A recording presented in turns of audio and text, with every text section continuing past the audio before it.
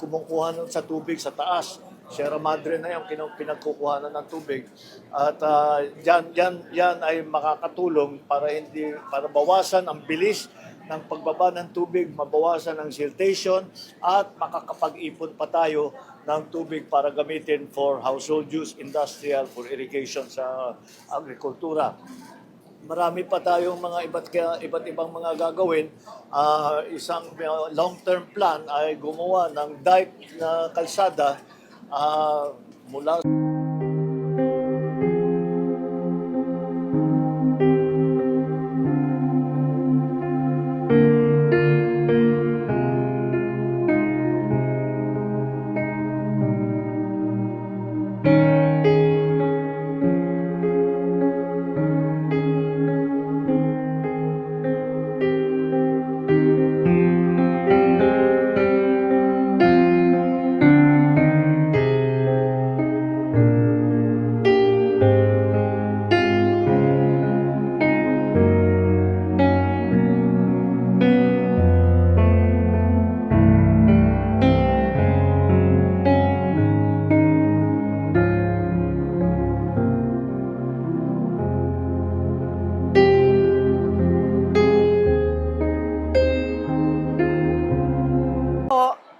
Talaga yung bahay namin, nilubog na ng gusto.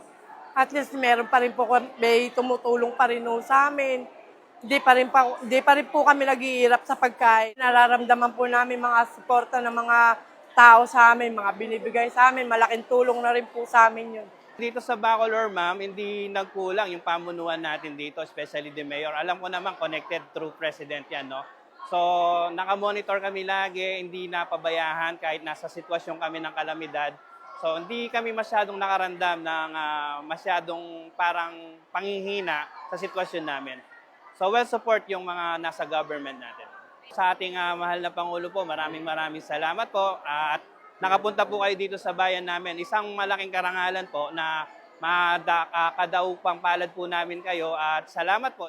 Mabilis po. Mabilis po yung pagbigay-bigay po ng tulong dahil po nakikita po namin na anuman pong oras po, meron po kami natatanggap na pagkain, meron po kami maayos po na tinutuluyan po ngayon, at yung pong tulong po na ibinibigay po sa amin ay natatanggap po ng lahat po. Hindi lamang po kami, pati po lahat po nandito po, pantay-pantay po na nakukuha po yung tulong. Sa ating mahal na Pangulong Ferdinand Marcos Jr., maraming salamat po sa pagpapaabot po ng tulong po sa amin. Inaasahan po namin na may pagpapatuloy pa po yung mga programa po para po sa pagbangon po ng aming lalawigan.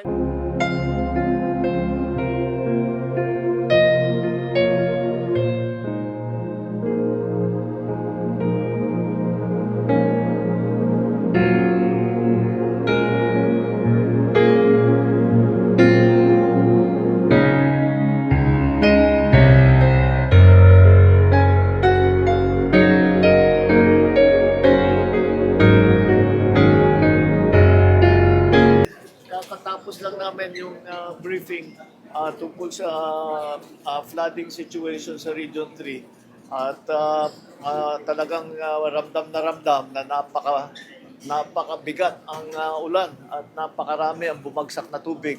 Kaya't na-overwhelm lahat ng mga ating mga flood control na flood management program. Ang problema, kitang-kita, siyempre alam naman natin na marami halimbawa sa Bulacan na mga flood control na hindi naman nagawa, kaya nagkakaganto. Ngunit kailangan din natin maunawaan na hindi lang dahil sa problema ng flood control project, kung hindi pati na sa lakas talaga ng ulan na hindi pa natin nakita sa kasaysayan ng Pilipinas. Ito ay ang naging resulta ng climate change. Kailangan maunawaan din ng tao na yung climate change ay talagang nandito na at dyan tayo naapektuhan.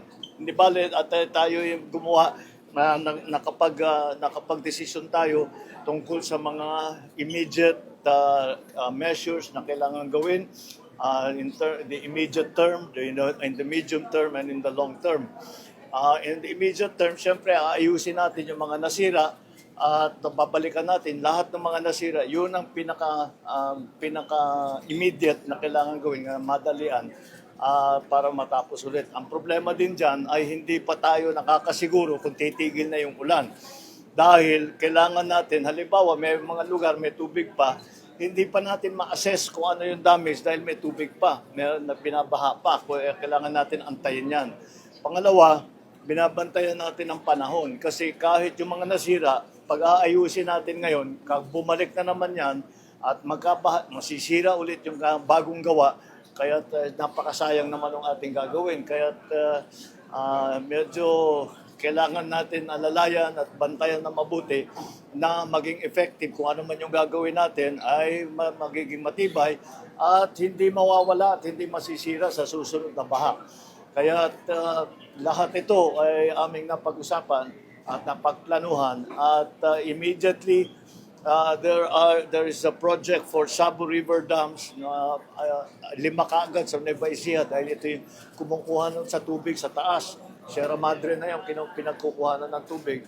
At yan ay makakatulong para bawasan ang bilis ng pagbaba ng tubig, mabawasan ang siltation at makakapag-ipon pa tayo ng tubig para gamitin for household use, industrial, for irrigation sa agrikultura. Marami pa tayong mga iba't ibang mga gagawin. Isang long-term plan ay gumawa ng dike na kalsada mula sa malayo yung aming tinitingnan hanggang Pilar sa Bataan. This is the long-term plan sa kasalukuyan pinag-aaralan ngayon natin.